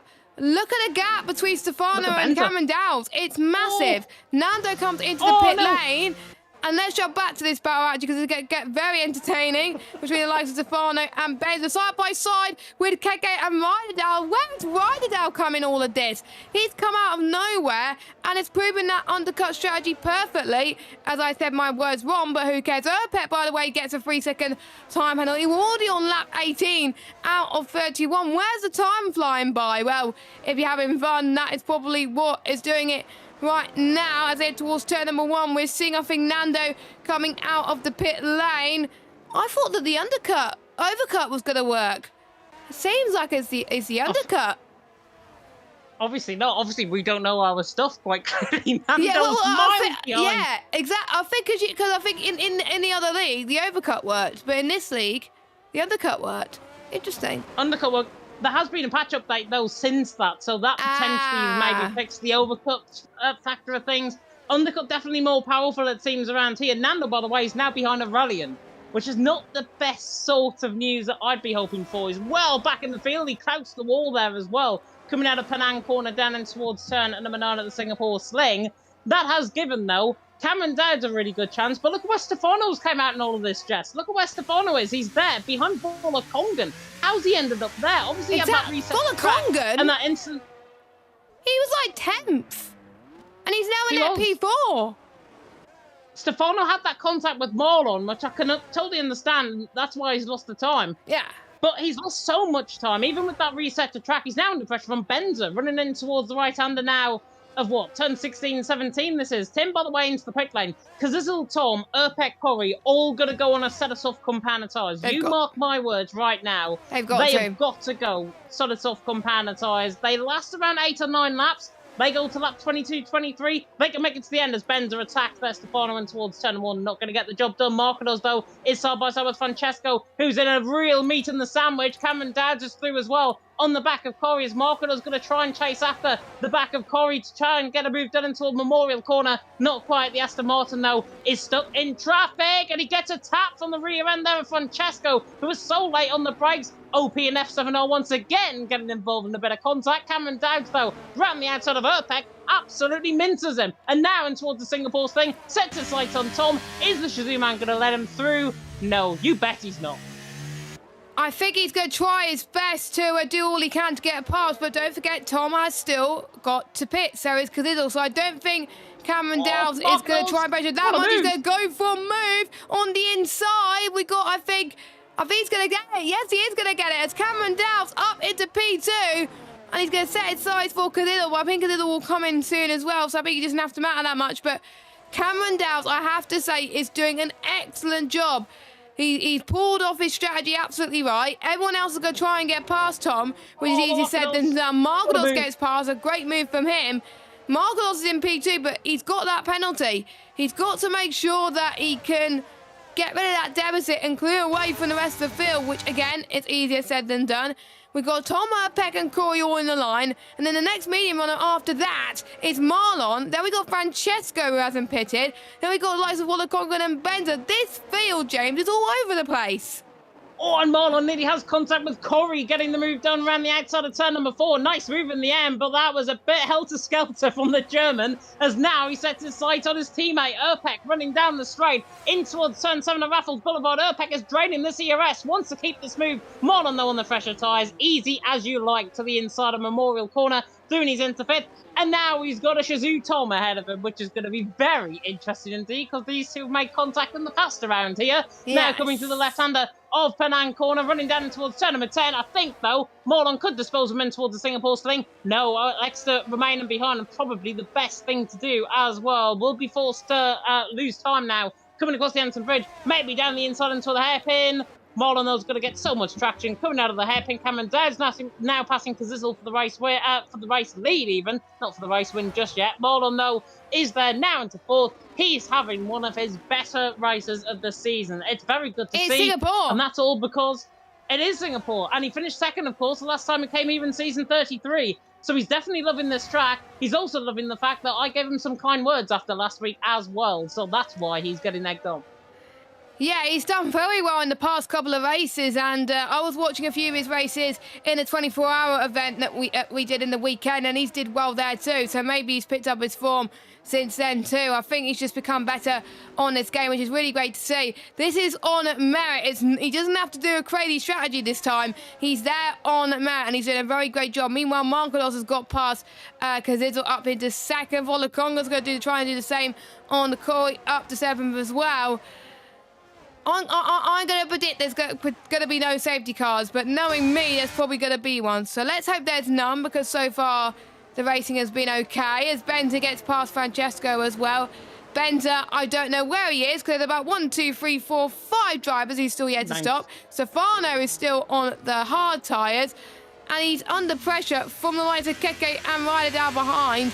And it's got to a point now where, unlike the start of the race where the hards were better, the mediums were better on low fuel, as I was predicting. So that's one prediction right to me. Thank you very much. But it's time for your predictions in the chat. Who do you think is going to win this race? It's going to be very tight on entry into that corner for Keke, at least, to try and get past Stefano. Look at the space. There's not much room at all. Wolakonga gets past Urpek. But what about, it's going to be a late load. Oh my goodness. How? Has he controlled that? That is an absolute Magic. unreal save from Keki. That is absolute magic. If you've ever seen it, he may as well be Dynamo in a disappearing act right now, because that was absolutely insane car control from Keki. How on earth? He must have. That's just a Scandinavian flick that he's just performed. He's in the pits. Is Corey there? Is into the pits. Yeah, Corey is into the pits. I thought he went off. He didn't know. He's in the pits. He's in the pits. Do not worry about that. Keki, though, performing what can only be described, I think, as a Scandinavian flick. It's one of the first times I've ever seen a Scandinavian flick used in a league race, and I'm all for it. I want to see him more. It's lost in positions, albeit, but he's there in 16th. And now, on the back of and the likes of Nanda, the likes of Aurelian, the likes of Rodadal, it's now 3 wide down the straight, and Aurelian goes for the move on both Stefano and Francesco to the inside line, gets the job done. Brilliant stuff from Aurelian, parting of the Red Sea from the Frenchman. He is through, he's into 9. Stefano there in 10th, Nando there in 11th. Do not discount him out of a potential top 5 finish. Might not be the race win that he so deserves. Fernando's now beginning to fly through the field. He's on the back of Stefano. Tim and Francesco now going side by side. This race has kicked off into literally 1,000 gears. Well, in PSF2, we saw people going 3 wide and it didn't work. In PSF1, we saw people going 3 wide and it is a lot better, which I think shows, the better standards. Look at this. Again? Nando's making his way through. Aurelian's making his way through as well. It's almost a pile-up. I don't know how Benza got his car saved that. Absolutely crazy for the OP man. Stefano getting past all of them as well. And Aurelian right in front of these guys on this medium tyre. Stefano is back. Nando gets past Tom as well. If I was Tom and Erpet, I would come into the pits right now, as that's what Kazizel is doing. Wolakonga makes his way up into 4th spot. This is turned up to 11 as Tom gets a 5-second penalty for speeding in the pit lane. And he's retired from the session. No, that is a shame. But all this fighting, look at the gap up front. 2.2 seconds Cameron Dowd is leading for. Could he be on for his 2nd win of the season? It looks like way he's looking very dominant, I've got to say, out on track. Benza and Nando are side by side in towards turn 7. That is a lovely move from Nando. Tells Benza like I don't know what, but the Ferrari man is through and he's into 7th. Benza has a snap of oversteer there, but the fresher tyres definitely coming into play. That's why you want to be on the fresh set of mediums towards the end of the race there as well. Nando's only on a lap fresher tyres compared to Stefano and Aurelian, but it's making so much difference in this race. They're about 6% fresher this right compared to what you guys are ahead of him. Nando cleanly clips the wall there coming across the Anderson Bridge, but it has now all calmed down, luckily for us. Cameron Dowd's leading the way, Marco's in 2nd, Marlon there in 3rd. It looks like the front 3 pretty much sorting themselves out from a relatively early stage in this race. The fun and games, though, about to begin. We'll take him Nando again on the back of Stefano. I did say he could be on for the race win. It's still if we possible. get a late safety car, it's still possible. If we get a safety car, it is definitely possible. But he doesn't want one now because obviously he'll come out right behind his teammate and obviously stick behind his teammate in a double stack. So we lose so many positions. He'll be back to square one where he was. But Nando there in 7th, doing a good job. Looking at its stage, though, it looks as if it's going to be dry towards the end of the race. As I mentioned there in the chat, there was one rain cloud. It was literally the last slot on the slot of 7 that you get. The last slot. So if we get any rain, which is 60 minutes, which is not this race distance, by the way, at the minute, that would be rain at the end of the race. But I think the weather is being set to clear, and I think he's going to get the move done on Benza in towards turn 7. That's why I think a lot of people were thinking, oh, could there be rain now? And then when they think it wasn't going to be rain, they just came into the pits. So I think it's going to be clear for the entirety of the race, which is always good for us as well. I wonder what it was like for the rest of the PS tiers throughout the week and also the PC tiers that raced as well. Of course, the PC side are now on their break week, so they're not racing anymore until after Christmas, where we will be racing at, as there's a lot of action going on, so it's hard to keep up, Spain, where we opened last season. So we're going to be opening the second half of the season with the Spanish Grand Prix, which I'm very excited. There's a lovely track on this year's game and a lot of battles. Or it might be in the pre-season race. It might be the pre-season race, actually, but I'll need to double check on that one. So and I know Aurelian has done well in Spain in the past, so I think Aurelian could pick up maybe a victory there potentially, but we're getting ahead of ourselves at the moment. We're on lap 25 of 31, and Nando's trying to chase down his teammate for tonight, Stefano.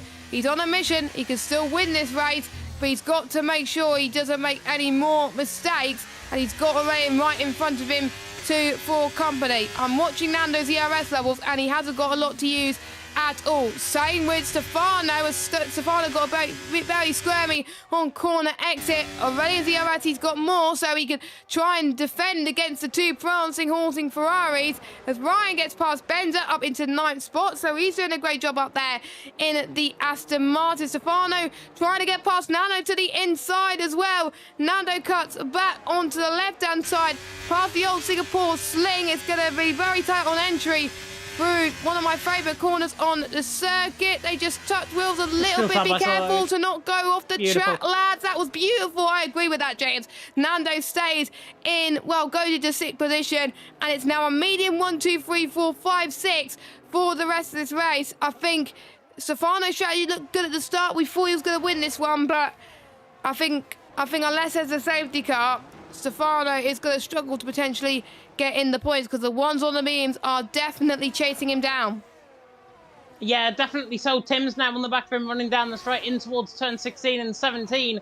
But Nando there, I've got to say, very good racing between Nando and Stefano there. It was simply breathtaking to watch. I mean, Nando might not be on for the race win, but when you get racing like that, it makes up for the race that you're having. And Nando has just proven that point. They're in 6th, Stefano there in 7th.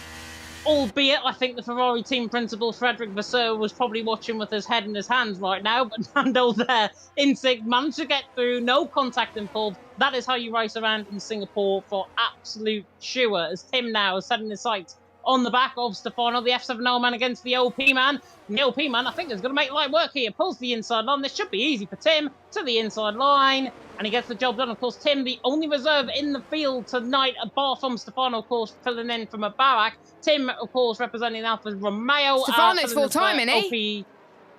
Stefano is full-time, I think. Mubarak taking a break until 2024. I think Stefano might be full-time now. Tim, though, in 7th position, doing a fantastic job. Of course, he's reserving in for Louis Valentin. He's going to be returning, I believe, after the winter break as well. But Tim certainly producing a very good performance out on track, gaining 4 positions. Most positions gained, though, in this race. That man sitting pretty in 4th position with all the care in the world, and his former teammate in behind him, Vola Kongan, is there in 4th. 8 positions gained, up from 12th on the grid up to 4th, but still 5 laps to go. I'm just trying to see how he's done last season in season 33, because I think he might have done well there too, or he might have or he might be the one that bought all the strategy. He's definitely not bottling the strategy here, because I think what he was doing was he was trying to avoid the carnage that was going along around him, and he was like, "Thank you very much. I'll take that piece of the pie, and I'll get past you lot." And he's still have a chance of maybe getting a podium position.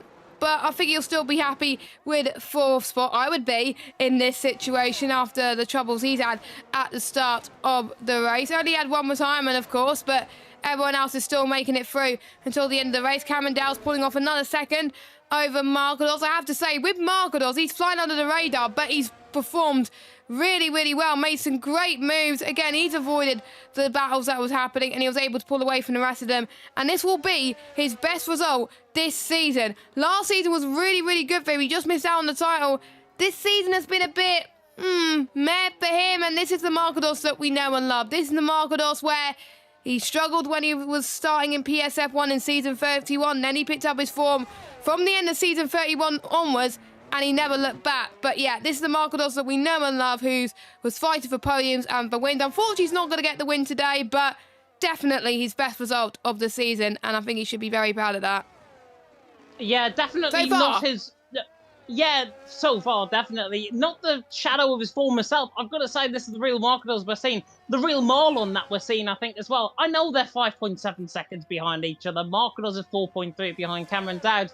But they're putting on solid drives, and all of that has been because of the man in front. Cameron Dowd is the man to thank, because he's absolutely dragged out the field from a very early stage in this race. It has looked absolutely dominating. Can we send him back over to PCF1 by any chance into the winter break? Because he's looking absolutely phenomenal now. He is really doing a fantastic job out in front. And the way that he's controlled this race, I thought this race would have been DRS train chicken, playing the Joker cards very Safety late car. on. Cameron Dowd, yeah, unless it's a safety car, which looks very No, it's not unlikely going to happen now. in this It's race. not. It's too late. Yeah.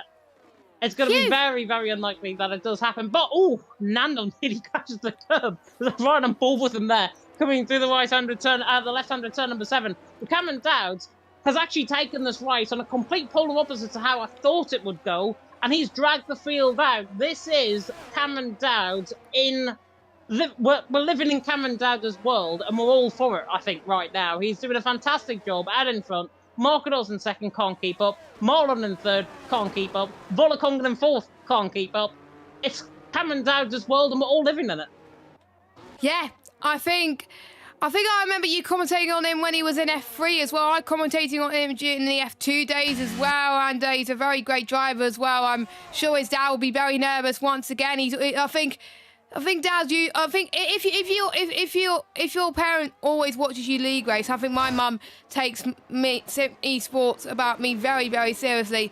They get nervous when I do league races sometimes because they don't want me to crash and they don't want me to cry about it every night if I lose or anything like that. So yeah, it's great to see people investing on league racing so much, helping the kids out as well with the likes of Cameron Dowd, which I think is why he's improving race after race after race. Maybe he's not on the PC right now, but he's on PS and he's doing a great job as well. So on lap 29 of 31, and we still got some battles still to decide. In the background, we got Nando versus Aurelian versus Volakongen for P4. Volakongen is trying to hold these guys up for the last 3 laps of this race. We also got Tim. We also got Keke and Bender fighting in the background as well. Great move from Keke. Up into 10th place at the moment. He's going to be scoring the final point, but we still got Benjamin Stefano that's going to be like, nope, you're not going to have that P10 on track. That P10 will be mine. And Benza has been struggling out there today, and he just now wants to have a bit of fun. He'll be absolutely gutted that he won't get any points if he doesn't keep that up, but he'll probably use his tactics now to see if he can try and get points on the final lap. Aurelian is probably going to do the same tactics to try and get past Volakongen. So those are potentially the 3 battles that we're going to see right now. We also got Urpek on the back of Ryderdale. He's going to go for a late send. Apologies that the camera angle was absolutely rubbish, but that was a beautiful move past Ryderdale. Corey's got past him too, so Ryderdale's old and medium tires, he pitted very early for a set of the mediums compared to the ones near the back, and he is struggling compared to everybody else. So yeah, he's dropped a little bit back and down into 16th place. What a shame for Ryderdale, but still plenty of stories to be told with 2 laps to go of this race. Yeah, definitely. So you buy a Williams and an Alpine and you get a Haas free, I think, in terms of that battle for Urpek and Corey. 14th and 15th. Ryderdale there down in 16th. Nando looking very interesting on the back of Aurelian. He's been there or thereabouts. Aurelian, though, closing in on Volakongen as well. Both former teammates, of course, in Team Chazoo. I think a little under, 6, 7, 8 months ago, I think now. Aurelian on the back of Volakongen doing a good job on the back, which is crazy, and it just comes to show Silly Season is well and truly in form right now in F1 Esports, and indeed, of course, in sim racing. Mr. George Morgan, Mr. League Racing account himself is in the chat. Hope you're doing very well. Cameron is definitely smashing it indeed. 6.3 seconds, and again, as I alluded to a little bit earlier, there is a yellow flag. That is Urpek. I think that has crashed with Corey, if I'm not mistaken. Corey's waiting up for him. Clearly, Corey's had a tap on the rear end there. On the back good respect. Good respect. Good respect. Good sportsmanship. That's what we like to see. That's what we pride ourselves on in sim racing. But yeah, totally coming back to George's point. Cameron Dowd's leading the way. On to the final lap of the race as well. We are living in his world right now. It's going to be 2 out of 2. And Jess, all the 2s for Cameron Dowd because it's going to be the first 2-time winner of the season if he doesn't crash on the final lap. That is a good point, because we've had pretty much 6 winners from 6 different races, and Cameron Dowd could change that at the moment as long as he doesn't make a mistake. He's racing against himself right now, and I've had from experience only once that lead dominating a race is just as hard as battling with them, because you just got to fight the car. Your heart racing a million miles an hour is absolutely crazy. Even if you've won races before, you want to win more, pretty much race after race after race, pretty much, as he makes his way, passing towards turn 10 and 11. He could possibly do qualifying laps at this point, or he could just play it safe. He's got a 6.6 second gap. But let's ignore Cameron Dowles for the time being. Look at this fight. We've got Eliza Volakongan and Aurelian in the background. We've got Nando as well. Tim, Ryan, they're all fighting for 4th place on the road. We've got people fighting for the final point. Stefano, I think, is a little bit further back to do so. And plus, he's got that 3-second time handle. So I think Keke is going to get the final point. Someone did say in the chat Keke for a podium, but unfortunately, that is not going to happen. Aurelian is going to have another chance on Volakonga. Nando could have a final chance on Aurelian, but doesn't quite do so, as we missed Cameron Dowles coming across the line to take the win of the race. So massive congratulations to Cameron Dowles. Margalos as well, another great performance from him. His best result of the season. The old Margalos is back. Marlon, another podium here in Singapore, just like he did 2 seasons ago, in 3rd. Up to the line goes the chasing pack. Volakongan is 4th, Aurelian in 5th. We've got Tim, Ryan, Stefano, Keke and Nando. James's pick, as due to his 3-second time penalty, he's only got 1 point out of this.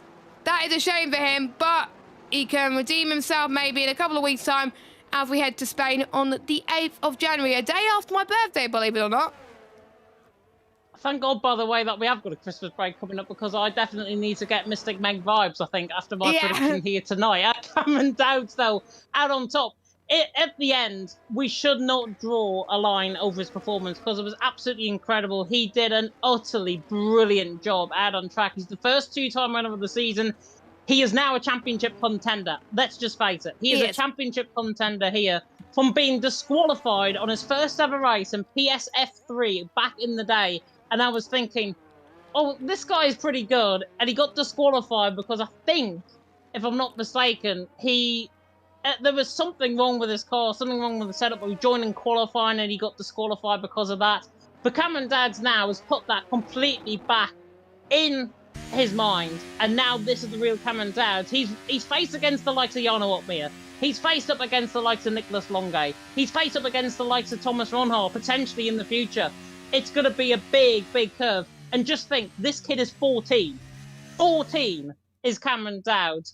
And this is what he does in PSGL, PSF1. Highly, highly impressive. Possibly the future definitely coming here in PSGL, PSF1. When I was 14, James, I was probably, not doing anything like this. I was pretty much just minding my own business, watching YouTube videos on a Monday night, not racing for a race win around Singapore. He becomes the first 2-time winner of the season. Let me just check how many points he would be on going into the next race. So before tonight, he sits on 19 points. He's going to get 16 points, so that will be I'm just trying 29, 30 something points. 35, and of course he jumps Matt in the championship because Izzle is not scoring any points. I think he's going to be 3rd in the championship. He's going to be in the top 3, I think, if I've done my maths correctly. But I might be wrong with the likes of Nando scoring points today. But we'll do. I'm sure James will do maths in just a second. Cameron Dowdes wins for Margados. Great performance from him. Marlon Volakongan, Aurelian, Tim, Ryan, Stefano, Keke, Nando, Benza, Cazidal, Stefano Ryderdale, Corey Francesco, Pet Wiener and Yaron are your finishers, and your only retirement is unfortunately Tom, who retired, I think, quite later on in the race, unfortunately, in the pit lane, I think after his first stop, which is a shame, unfortunately. But what a race, and what an early Christmas present for ourselves. Definitely an early Christmas present. You are just slightly off, actually, in terms of the points. I think Marcos is going to be 3rd in the championship with him finishing 2nd. He's going to be on 36 points. Good point. Yeah. Cameron Dowdes is on 35 points. So he will be passing Max. He'll be 4th, I think, in the championship, behind Marcos by 1 point going into the winter break, which is not too bad at all. And I mean, when you've got stats of 8th position and then a DNS and then a 13th and then 2 wins in a row, it looks pretty smug, I've got to say, from Cameron Dowdes. I don't know what his father is thinking right now, but Cameron Dowdes is already an eager beaver, by the way. He's already in the waiting room. He's been there for about, what, 2 or 3 minutes? Hang on. Give me a chance, Cameron Dowd. I haven't even got the scene ready yet. There we go. Now you can drag him in. Now we could drag him in. Let us speak to the man who has picked up his second win of PSGL PSF1, and what a way to do it as well. Mr. Cameron Dowds, first of all, can you hear us? Yep. Woo. Fantastic stuff. Glad you are here. Second race win of the season, second race win in a row as well. Complete domination, I think is fair to say, is how that went. Didn't have a rival anywhere near you in that race. Talk us through it, because it was pretty simple. Yeah, the qualifying it felt pretty decent. I feel there was maybe like 2 or 3 tenths, but I guess it's really hard to find the limit in the rain, especially when you've not done any practice in it. It's quite hard to find the complete limit, so I was still happy with the lap. And then in the race, I thought I kind of mucked it up, because in the first 2 or 3 laps, I knew I was quick, but I made like a few mistakes that like stopped me from getting out of DRS quicker. And at the time I thought I might not have been able to get out of DRS, but I just pushed as hard as I could, and I managed to get out of DRS. And then from then on, it was pretty simple. I was surprised how long Stefano was on the pace for. And then he pitted at the same time as me, so like he didn't undercut me with that, which was good. So that from then on, I was just again, when I came at the pits, Marcadors was right behind me, and I didn't think I'd be able to get out of DRS. I was quite surprised when I did. And then after I got out of DRS, it was just about just trying to bump up that gap bit by bit, and then just controlling the race from there. Yeah, there's bumping up a gap, and then there's gaining about 5 or 6 tenths every single lap, I think, which is what you ended up doing. George Morgan, by the way, in the chat has said he is one of the sharpest talents coming through. Both he and Otis Lawrence, future is safe. When you get compliments like that off a really good, well-respected voice in the commentary world, what is going through your head? Yeah, it's quite nice. It means a lot. Yeah, it's a good compliment to hear. I think he's a man of very few words with that, Features. certainly, but it is true. It is true. He is one of the sharpest talents, definitely coming out, even from the PSF1 scene. I would even say possibly on the level of Wilson Hughes when he was doing his PSF1 racing alongside the likes of Jarno Opmeer. I think we have got another Wilson Hughes amongst us, quite literally. Obviously, it's going to be so good. And you're only 14, right? Yeah. Wow. Only 14, and you are producing performances like that. As George says, and I couldn't put any better myself, future is definitely safe with you. Hopefully staying in PSF1, and hopefully you don't get bunked back to PCF1 after the winter break. Yeah. I'll be staying on PlayStation. He's staying on PlayStation, you see. You see, that's the GOAT platform. By the way, Ron has predicted you. Ron predicted you to win this race, by the way, and he feels pretty smug that he predicted you as the race winner. So good job, Ron. And yeah, I'm going to ask a question since I've got the mic now as well. The Christmas break is coming up as well. A couple of weeks to reset. You're definitely on good form, nearly at the top end of the championship now. There's no. It says we start on the 8th of January. Oh, okay, so it's not that. Sorry, you said next week. I was confused. It's force of habit. Sorry, Cameron. Yeah, that's fine. Yeah, I like Spain. I won't have any races now for 3 weeks then, so I might be a bit rusty, but I'll just do time trial every now and then to try and stay warmed up. But yeah, I like Spain a lot more with the new layout. I absolutely hate the chicane. I like the final sector a lot more, and it's a good track. Good, a man of good taste, I have to say. James, do you have any final questions before we say our final thoughts? No, nothing from me. Congratulations, we're on that race win, Cameron. The future is definitely bright with you in our midst. Go and enjoy your evening. Yep, cheers. Right, see you. Thank you, Mr. Cameron Dowles. Have we got any more interviews, James? Jess, we've got Marlon sitting, waiting patiently, quite literally, in the waiting room. So I am going to drag him across right about now. And because he's on PlayStation, he's immediately being kicked out. So does that mean we have to pop into the waiting room then? It might do. Hold if on, he hang pops on, back hang in, on. I've got it on my other screen and my mouse is struggling to keep up at times. So yeah, let's both go to the rating room. There we go. Hopefully Marlon should be able to hear us as he transfers over to the PlayStation. Marlon, can you hear us now? Hello? We'll try again. Marlon, can you hear us now? Yeah, now I can hear you. Over to you, James. you can hear us. Fantastic stuff. Marlon, P3 out on track. I was speaking to you last week after some very interesting results, let's just face it. You are now back in the big time on a podium in PSGL, PSF1. How's the feeling after tonight?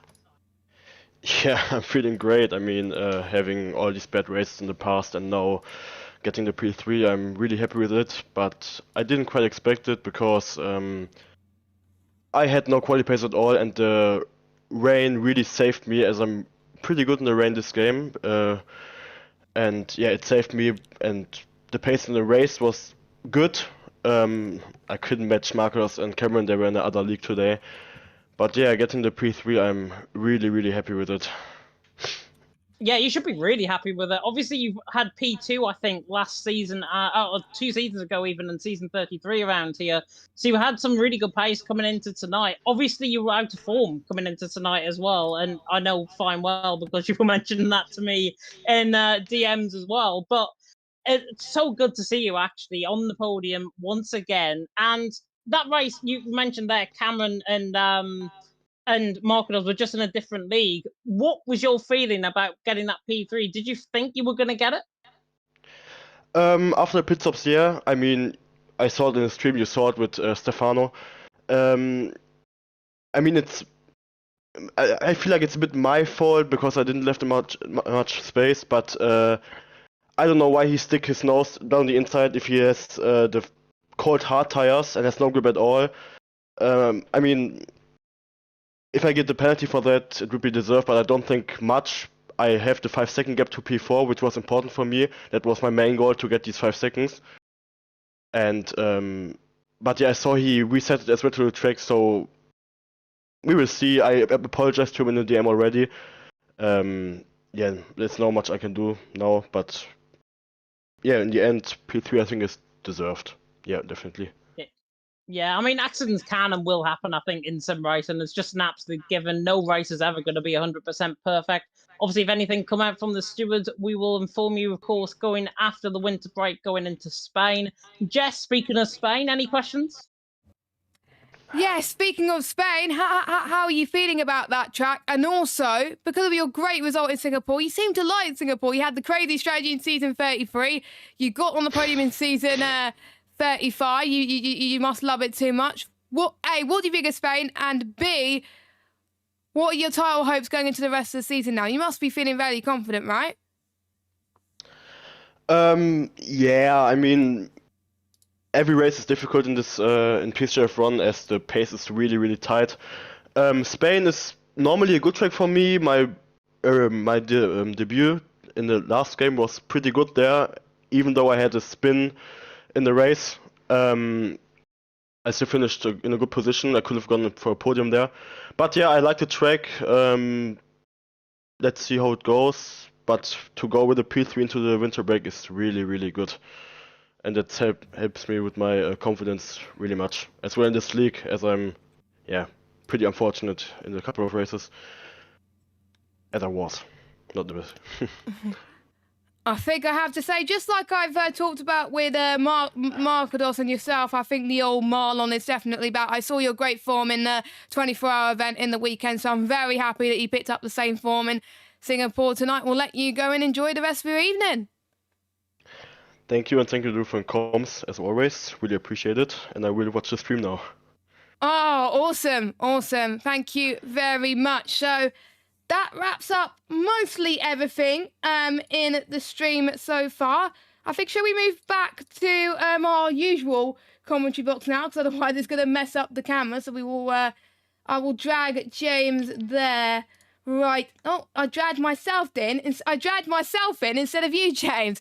There we go. But we dragged ourselves in. That is brilliant to see. If James could get your camera on, that'd be great. But we have one more announcement to make before we wrap up the stream. It's just been announced on Twitter 7 minutes ago, so not we didn't get the exclusive scoop, but it wasn't that. If you didn't check Twitter, then you get the exclusive scoop here on stream. You know how obviously the drivers racing week in and week out. We commentate on some great racing. We admire their tenacity, their commitment to racing, and the battles is just amazing. Well, of course, we got the likes of the GT racing on Tuesday and the E-Series on Wednesday. But on Thursday, we're going to be doing something that pretty much a lot of commentators have been requesting for years. People were saying to Connor, when can we do this? Connor, can we do this? But finally, he gave in, and what we're going to do on Thursday is the roles are getting reversed. We're not going to be in the commentary box.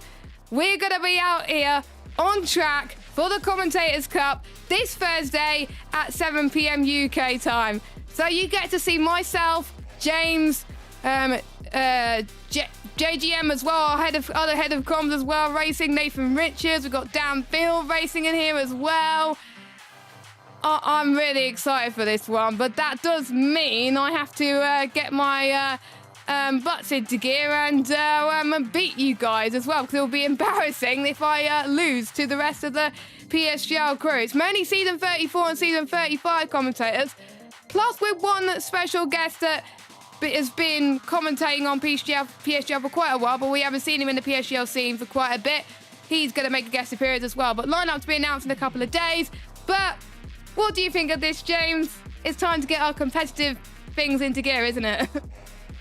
Nerve-wracking. I think is going to be the phrase I'm going to use. I'm going to put all of my horns from the other league that I do on a Saturday and my 4 wins from there and finishing second in the championship into this event. So if you think I'm not going to take it with any seriousness, you are wrong. So, Mr. Evan Dalton, Mr. Byron Hale, Mr. Nathan Richards, we're coming for you. Yeah, indeed. And I think we all choose our cars as well. And the worrying thing as well, we don't know what the tracks are going to be. We got two 25% races. The first race is one-shot qualifying, and I usually suck at one-shot qualifying, so that's going to be interesting as well. And do you want to know the fun thing about this as well? Yourself and me, James, we're going to be teammates. What do you think of that? I'm excited to team up with a Red Bull Racing development driver right now. So I'm very, very much looking forward to. You might have to pull the weight a little bit, to be honest. But excuse me, you're quicker than me on this game. Oh well, I'll have to pull the weight then. You're probably going to be carrying me, to be fair. But it is going to be interesting. There are going to be 2 commentators that don't race on this game that are going to cover the action. I believe it's Sappy and SJ, if I'm not too mistaken. They will take you through the action. And it's just going to be a fun PSGL stream to wrap up the season, pretty much. I'm looking forward to it. But that's out of the way. James, can you tell us the other streams that we got to wrap up 2023 for this week? Can indeed. We've got Gran Turismo coming up at 8 p.m. UK time tomorrow evening. I believe it is Alsace, if I'm not mistaken. It is France. I will double check that. I know it is France. I think France, they've only got Le Mans and Alsace in the game, so I think it might be Alsace rather than anything. In fact, I can actually have a look at the GT calendar, and it is Circuit de Saint-Croix.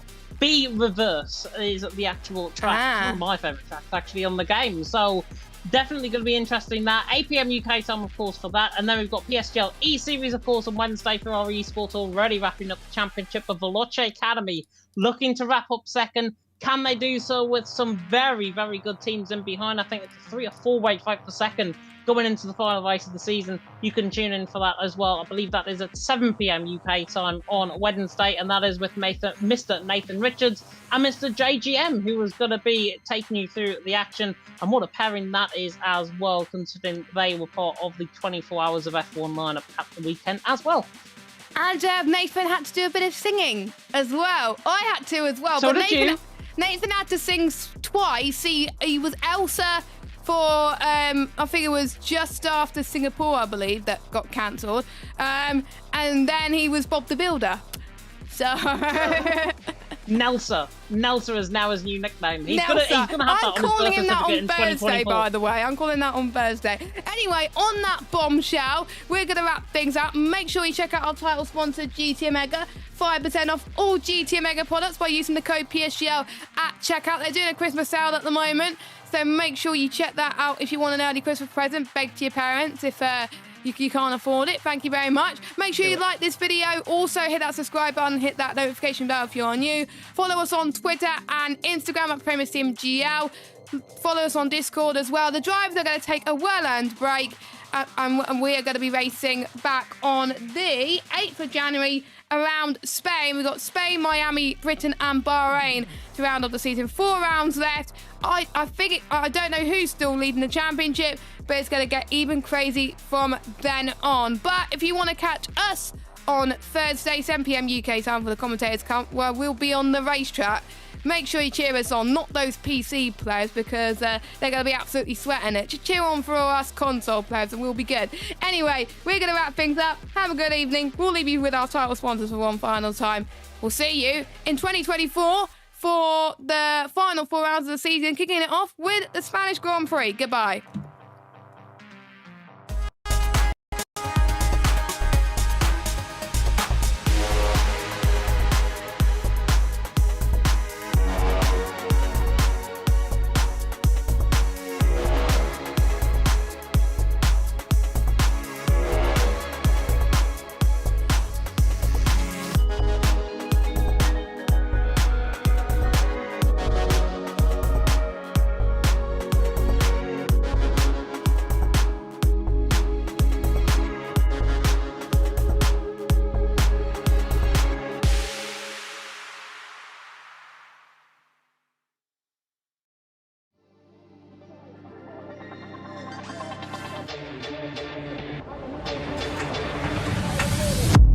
Desperately trying to hang on. He's got the inside. All here is through on the left-hand side. Hooks the apex, gets on the power nicely, and that is job done. Jarno Opmeer now to the last couple of corners now. His finest drive, his greatest drive, and he's done it at the Circuit of the Americas. He returns to the top step of the podium. Once again, the GOAT is back. Jarno Opmeer wins the US Grand Prix in a stunning Grand Prix.